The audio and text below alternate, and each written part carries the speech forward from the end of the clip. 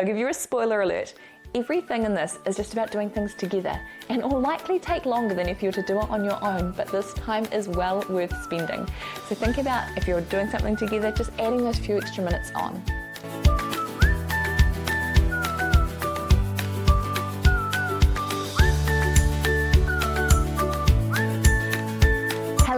Welcome to Demystifying Child's Play, the podcast that helps you understand how your child learns and grows through play.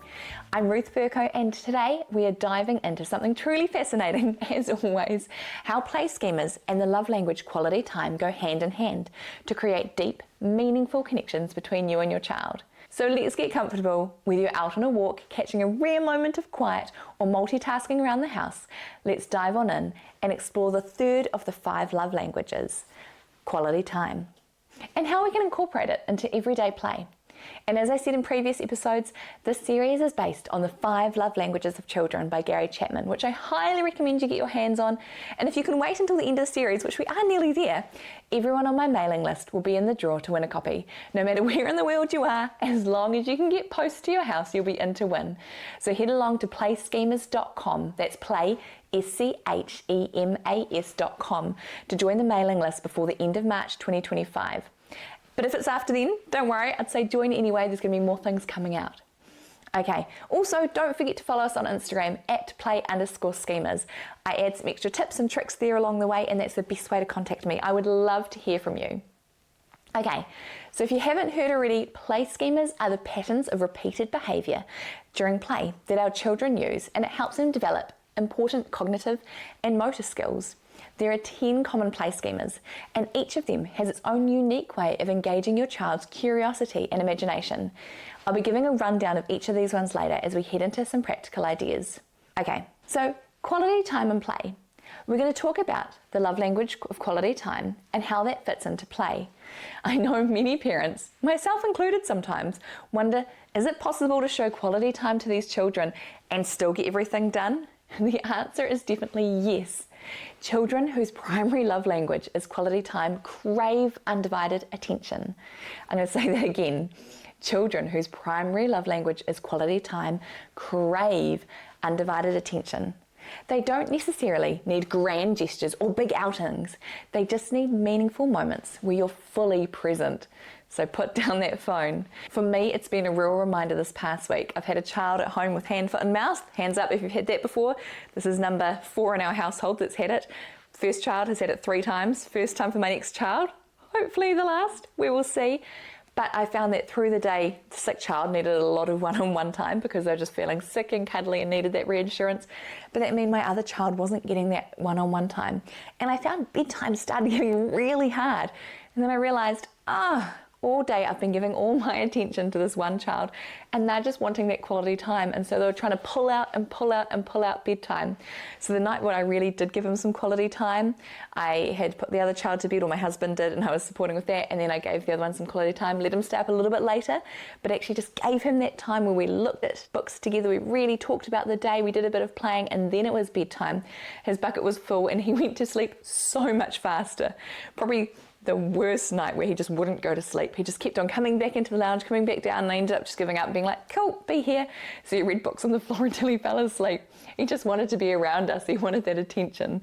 So if you've got any behaviours like this, it could be that they're really craving that quality time. They're really needing that time with you. So as I said, it's about focused, undivided attention. So for that sick one, he was with me all day, but he didn't get undivided attention. And as I said, it's not even the event that matters, it's the time that's spent together. So whether you're going out to see Bluey as a concert, or whether you're just going for a walk around the park, if you're engaging together, it's that time spent, not the event. Another time that kids may really need some good quality time is when a new sibling arrives. So think about all those different changes in your life. New school, new preschool, new sibling. Times like that is when kids need some real in-depth quality time. So think about how you can add that into your day. One thing I've found really good in so many areas of my parenting is if there's anything that's frustrating me, stopping, taking a step back and giving myself the chance to reset my mindset. So for this one, I encourage you to see the time you spend with your child as an investment in your future relationship with your child. So it's not just now, but it's your teenager, which I'm all about with parenting. I've got my toddlers now and my little kids who are under 5. really important to know them as the under 5 kids, but also everything I'm putting into them is about my relationship with them as teenagers and adults. Now we're going to run through a few more things about quality time before we go into a list of ideas that you could use for quality time in the schemas. And one thing is positive eye contact, and that is key. Many parents only demand eye contact in negative moments. When you're using it in warm, engaging ways, it really strengthens your bond. So have a little bit of a think about it. Sometimes, depending on what culture you're in, you'll be saying, look at me, if you're trying to tell them off to show that they're paying attention. But if you're just having fun or enjoying, you're not really worrying about eye contact. So have a think about looking into their eyes when you're engaging with them, looking into their eyes when you're talking. That really strengthens your bond. If you're not used to it, it might feel awkward to begin with, but give it a go and it will get easier and more natural. We were saying about events before, planned time is wonderful, but spontaneous moments can be just as powerful. So don't think, oh, I don't have anything scheduled today. Find some time, 5-10 minutes. Okay, so let's dive into how we combine play schemas with quality time. Here are going to be some simple practical ideas, and these ideas will help you transform typical schema-driven activity into a moment of deep connection. And I would absolutely love to know what works in your home for quality time and connection. So please drop me a message. Using Instagram is the best way, at play_schemas, that's SCHEMAS, and let me know. But I'll give you a spoiler alert. Everything in this is just about doing things together, and it will likely take longer than if you were to do it on your own, but this time is well worth spending. So think about, if you're doing something together, just adding those few extra minutes on. Okay, let's dive into the schemas. So number 1 is trajectory. It's that fascination with movement, throwing, dropping, running. So let's start by getting outdoors. Do something together outside. Go to the park, you might take turns rolling balls, throwing frisbees, jumping off spool ledges at the playground. Be an active participant rather than just watching. And that's something that's key, is actually joining in with them. It's really easy to be a spectator. I've taken my child to the playground and they're having a great time. It's not actually quality time if you're not involved with them.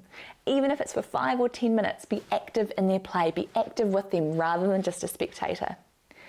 Maybe if it's a hot day, set up a splash zone with cups, droppers, small hose, maybe some water blasters, and have a look at exploring how water moves in different ways.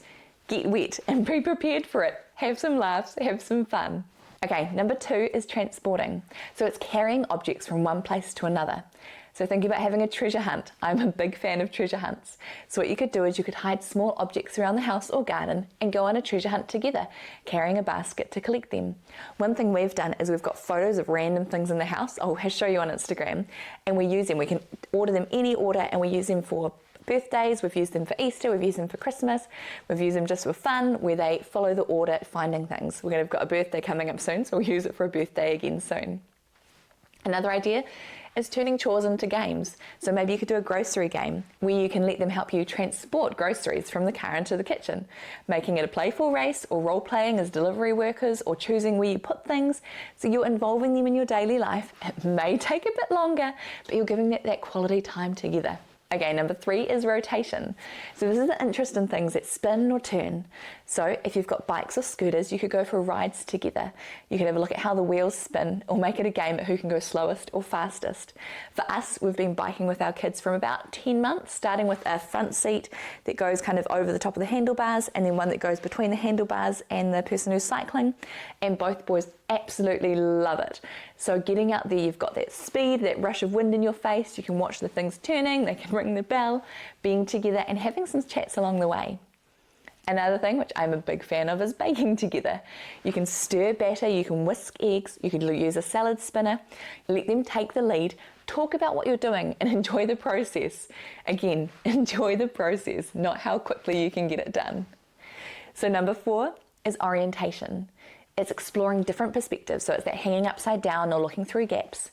So this is a really good low energy parenting one. You can do the upside down world where you just lie on the floor with your child, either inside or outside, and you can look at the space from a different perspective and talk about how different things seem. You could look at clouds, you could just look at the trees, you could look at the ceiling and the lights. It's a very good low energy parenting, but a time you can connect together. Another one is an obstacle course. A bit more high energy parenting. So you could set up cushions with tunnels or climbing areas to go through them together and talk about the different viewpoints. You could talk about how you might not be able to fit through something and they might, and how you can change it around. Okay, number 5 is positioning. So this is where you're arranging things in different orders or you're aligning things. So one thing, if your house is like mine, you've got lots of different coloured toys, you could do some rainbow sorting. Sort toys, blocks or natural items like leaves or shells into patterns together, talking about their colours and shapes. This could be a really good just kind of low-key activity to be doing something with your hands and then get deeper into conversations, maybe about how their day's gone, how they've felt about something. So using these interactive times is a great time to talk and get to know your child even more and let them get to know you. Another task that you could turn from a chore into a game is doing table setting. You can let them help set the table in a precise way, turning it into a shared, more enjoyable ritual before meals. For us, all we do is we put the plates on the table and the knives and forks. Quite often we'll serve our dinner right from where it's cooked. But now, especially my 3-year-old who's nearly 4, he can carry the plates on his own and I'll let them carry them to the table and choose where they go. And even my 1.5-year-old, I'll let him carry his plastic plate, sometimes not with as much on, and he's gorgeous in how carefully he carries it. But he's involved too, and he's putting it where he wants it to go. Okay, number 6, we're over halfway through, is transformation. It's those changing substances, so mixing water, dirt, squishing Play-Doh, or changing themselves into like superheroes. I've already said baking, but cooking together, kind of the same idea. Make dough, mix ingredients, melt chocolate, let them see that and feel the transformations while enjoying your presence and letting it take time, not trying to rush through. Another one is mixture making. You can use safe kitchen ingredients like vinegar, baking soda, food colouring and water to create amazing mixtures together. You're also introducing them to early science concepts and sometimes just blowing their mind with what happens. There's great conversations that can be done through this and you're spending some good quality time. Number 7, connection. So it's joining things together, building train tracks, stacking blocks. You could do a big project together. Depending on the age of your child, it could be Duplo, it could be Lego, it could be a domino run, it could be blocks, maybe a train track. Doing something where you collaborate as a team and you're talking and you're spending time doing something they're really interested in. Another simple one is hand-holding games. Whether you're out shopping, whether you're going on a walk, or you're playing a game where you hold hands and move together, like Ring-a-Ring-a-Rosie, or maybe you could be balancing a ball between you. You're using that close connection, so that physical touch, as well as showing you're with them for that quality time. You're not about to dart off and do something else. I know this with my youngest. He started doing a lot of hand-holding when he wants me to go somewhere, and sometimes he will just linger that hand-holding, being like, hey mum, I brought you here, don't go away yet, I want to spend time with you. So you're really listening to their cues, whether they're verbal or non-verbal if they're younger. Okay, if you've been listening along, you know what comes after connection. It is disconnection. So it's when you're taking things apart, untying shoelaces, breaking apart puzzles. You could have some fix-it time, where you could let them help you disassemble an old gadget or a toy with supervision, and you're discussing how things work. We've done this with a gadget that was left outside. It was this kind of screwdriver thing that had a battery in. Somehow it went swimming when we had friends over here, and I didn't notice that it was in the paddling pool until the next day. But that then had to have the batteries taken out, and so we worked together to take them out. We talked about how we needed to do this, and then we took apart the whole toy so it could dry out, and he loved it. So having a go doing things like that can be so great in that one-on-one time. Another one with this is just general deconstruction play. So you could take apart a tower of blocks, you could peel stickers off surfaces, or you could get flowers and pull the petals out one by one, talking through the process. You could even, especially if you've got slightly older kids, pull out petals and ask questions or talk about different topics with each petal you pull. Okay, getting near the end, we've got enclosure. So it's creating boundaries around things. So building forts, climbing into boxes. So of course, a fort hangout. Build a blanket fort together and spend time talking while you're making it. Talk about the decisions that are being made, why you're doing it, and then enjoy it together. You could be reading inside, playing together, just snuggling, just being together. So it's that doing and then being. Another one, you could do some tunnel adventures. So like making the obstacle course, you could crawl through some tunnels together, or you could hide in big cardboard boxes and create imaginative secret hideouts. I know, especially when in my class, I've had some big boxes. Generally I do it every year where I get some cardboard boxes and they make little towns. It is the most fun we have. There's the most discussion, and it's asked about when we're going to do it the next year and the next year. I've done it once with my kids and I'm actually looking forward to doing it again soon, where you just go to a hardware store or an electronics store and ask if they've got any big boxes, generally out the back. They're already flattened down, chuck them in the car, take them home, and the world is your oyster. So much fun. Okay, last one, number 10 is enveloping. So this is like enclosure but slightly different. It's wrapping or covering objects. So it's like hiding under blankets or bundling up toys. So we quite often call it the present game, sometimes in the bath with face cloths. So what we do is take turns wrapping and unwrapping each other's toys in face cloths or scarves or different cloths and then putting them back together again and hiding them. So taking turns about the surprise. What we'll do, especially in the bath, we've got this little toy fish and a little toy turtle. So we'll wrap one of them up and say, oh, what do you think it is? And then give little clues and then unwrap it and then wrap the other one. Another one is some cozy story time. I am all about stories. You can snuggle under blankets together and read stories while all wrapped up. By doing things like that, it can really emphasise that this is special, undistracted time where you're together and you can be reading your books and you can also chat between as well. By intentionally participating in these play schemas with your child, you're not only supporting their learning, but you're also deeply filling their quality love tank. And you really want to fill it before it gets empty. It's good to keep it at that really good level rather than up and down, up and down, up and down. Okay, so you've listened to these and I know what you're thinking. You're thinking, how do I fit this into an already packed schedule? For me, I work a couple of days, I'm at home a couple of days with the kids. It can get really crazy. So here's some really easy ways to incorporate quality time into everyday life. And again, I'd love to hear from you. If you've got any really good tips and tricks or things that have worked for your family, please let me know. I'd love to know and then be able to share them with others. So firstly, I'd say one of the easiest ones is pre-bedtime snuggles. A really simple, meaningful way to end the day with some undivided attention is just to get together, whether you're snuggling in their bed or on a seat, reading books, having some chats, just having that one-on-one time with them. If you've got two kids, it can be quite easy if you've got two parents at home to do bedtime. If there's only one parent at home and two or more kids, there can be some juggling, but you can also do turnabout nights. So think about what works best for your family.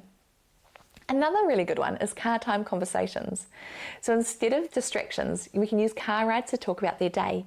For me, sometimes I know that there might be a bit of time in the evening where I've got the chance to go out and do some shopping without kids. I would really love that quality time on my own, just giving myself a break. And I do that, but sometimes I'll have one of my kids, especially my oldest, come with me because he is a little bit of a help. But it's that quality time we get to talk, we get to do a task together, and he really enjoys it. Another one I've mentioned a couple of times is cooking together. It's a task you're already going to be doing, but you're involving your small person as well. They can do little kitchen tasks that turn into some connection time, and the more they do it, the faster and easier it will become, and the less you'll need to monitor them while they're doing it, and you can just chat. So yes, it does take longer, but if it's a task you'll be doing anyway, you can involve them in that. One thing is that Siri is my best friend, is that even 5, 10, 15 minutes of full attention can make a big difference. So quite often what I'll do is I'll put my phone in the kitchen and I'll say, hey Siri, 15-minute timer please, or something like that, for example. Leave my phone so I'm not tempted to get it, walk into the lounge and we'll play together, and my child knows that he's got my undivided attention for those 15 minutes. My phone is away, I'm not going to try and do something quickly. He knows he's got that time, and that's really good. Okay, that is a wrap for this week. So understanding your child's play schemas and their love language of quality time can help reduce frustration, strengthen your bond, and create a more harmonious home. If you found this episode helpful, please subscribe, leave a review, and share it with another parent who might find it helpful too. And don't forget to connect with us on Instagram at play_schemas, that's SCHEMAS, or visit playschemas.com for more resources, show notes, exciting updates. And as I said, I do love hearing from you, so please drop me a message and let me know how your playtime is going. Thanks for joining me today. So now go and spend some quality playtime with your little one. And remember, today is a great day to play.